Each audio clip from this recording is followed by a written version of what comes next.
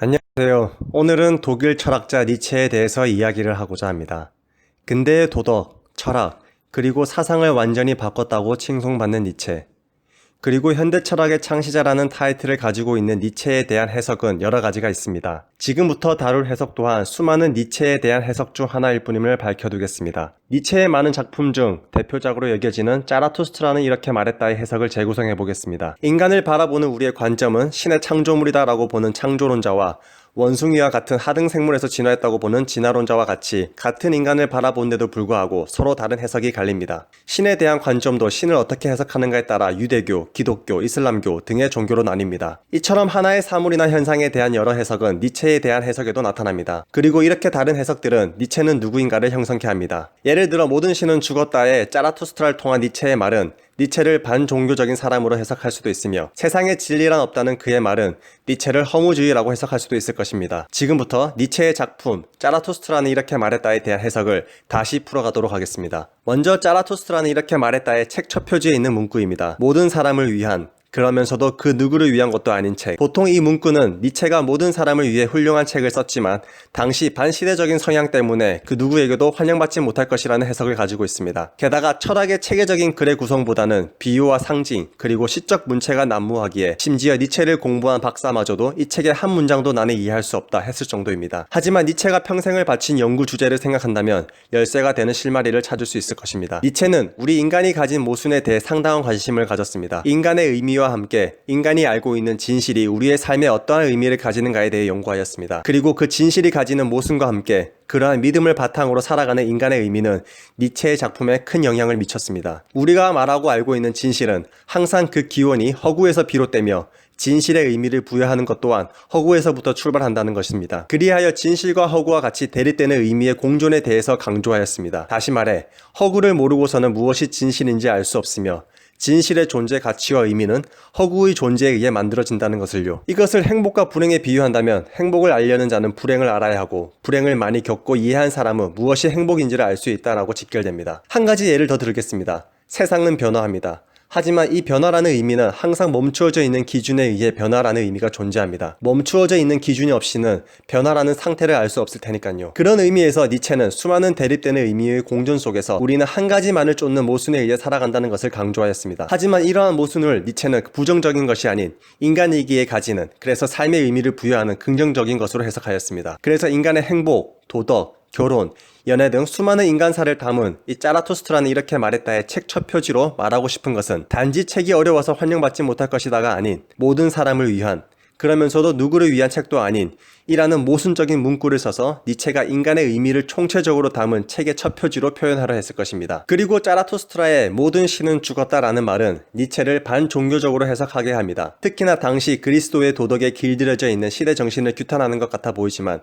조금만 더 들여다보면 신은 죽었다라는 명제는 먼저 신의 존재를 인정하는 것에서부터 시작합니다. 존재하지도 않는 것이 죽는 것은 불가능하니까요. 신은 죽었다라는 것은 니체가 인간이 더 이상 신의 믿음이나 의존 없이 스스로의 인간으로 도약해야 한다는 미래의 인간상을 제시한다기보다 사실은 신의 존재를 인정하고 있는 것입니다. 목사의 가정에서 자란 니체는 그의 생각과 도덕 정신이 그리스도의 정신에 바탕을 둠에도 불구하고 신은 죽었다라는 말을 통해 그 모순을 이야기하고 있는 것입니다. 인간 모두가 꼭 신이 아니더라도 신과 같은 전설이나 허구적 믿음이 존재합니다. 그럼에도 불구하고 이것으로부터 벗어나 초월적인 인간이 되어야 한다는 니체의 이러한 모순은 세상에 진리는 없다라고 말하는 그의 말과 같은 맥락에서 볼 수 있습니다. 세상에 진리는 없다는 이 명제 자체도 하나의 진리이기 때문에 말 자체에 모순이 존재하는 것이죠. 이처럼 니체는 세상에 진리가 없다, 그리고 모든 신은 죽었다를 말하고 있는 것이 아닌 그 안에 담긴 모순을 이야기함으로써 인간의 의미를 설명하고 있는 것입니다. 있는 것은 아무것도 버릴 게 없고 없어도 좋은 것이란 없다라는 디오니스적 긍정의 접근법으로 짜라투스트라를 집필한 니체에게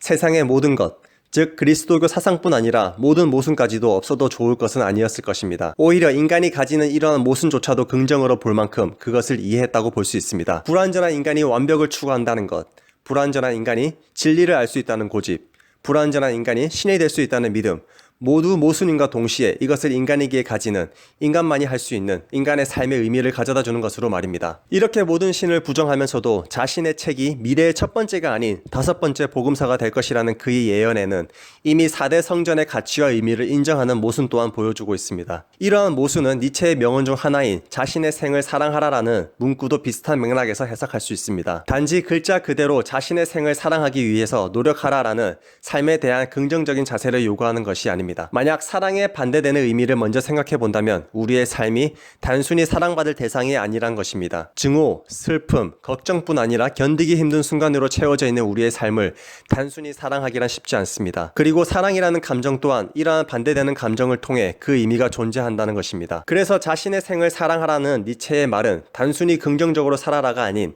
증오와 걱정, 슬픔으로 이루어진 우리의 삶을 인정하고 그것을 이해해야만 사랑 또한 이해할 수 있음을 이야기하는 것입니다. 그리고 사랑하기 힘든 것을 사랑하라는 것은 진리가 없음에도 불구하고 진리를 쫓아야 하며 완벽할 수 없음에도 불구하고 완벽을 쫓아야 하는 것과 같은 모순을 긍정하는 것입니다. 행복의 크기가 내가 겪은 불행의 질에 의해 결정된다는 말처럼 인간의 슬픔, 증오, 걱정 같은 감정들을 겪고 이해해야 사랑을 할 수 있다는 것입니다. 그리고 자라토스트라는 이렇게 말했다. 이 책에는 수많은 패러디를 볼 수 있습니다. 그중 가장 많이 등장하는 대상이 예수 그리스도입니다. 한 가지 소절을 들고 와보면 자라토스트라는 그의 나이 30이 되던 해에 고향과 고향의 호수를 떠나 산속으로 들어갔다. 그곳에서 자신의 정신과 고독을 즐기기를 10년.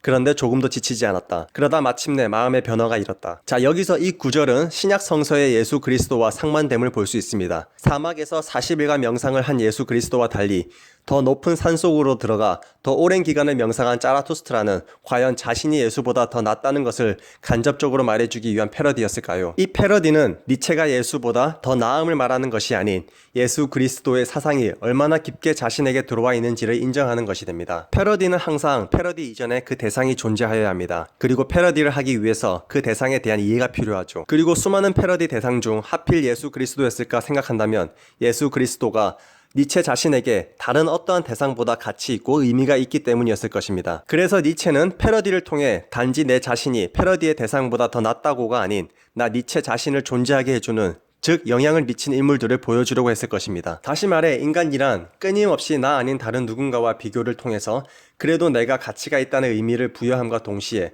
그것의 가치는 내 자신이 아닌 남에 의해서 존재한다는 것을 말하고 싶었던 것입니다. 그중 가장 많이 등장한 패러디의 대상이 예수 그리스도교인 것을 감안한다면 니체 자신이 가장 영향을 많이 받은 것은 다름 아닌 예수 그리스도에 대한 인정이 될 것입니다. 일반 철학 이론서처럼 체계적이고 연속적이지 않은 이 책이 이해되기 위해서는 수세기가 필요할 것이라고 주장한 니체. 어쩌면 이러한 불연속성과 비체계적인 글의 구성은 인간 본연의 모습을 가장 잘 보여주는 모습일 것입니다. 우리는 이 책의 단어 하나하나에 맞는 해석을 찾아 글을 이해하는 것이 아닌 각자 나름의 해석으로 각자의 니체를 만들어야 할지도 모릅니다. 그것의 바탕에는 이해할 수 없음을 인정하고 이해할 수 없음을 이해하는 것일 것입니다. 아무리 같은 환경에서 자란 사람도 같은 현상을 보고 같은 해석을 하지 않습니다. 그럼에도 불구하고 맞고 올바른 해석을 찾으려는 우리의 고집, 이것을 우리는 긍정으로 극복하고 이것으로부터 각자의 나름의 의미와 행복을 찾을 수 있다는 인간상은 니체가 말하는 기다려야 할 먼 미래의 초인의 인간상이 아닌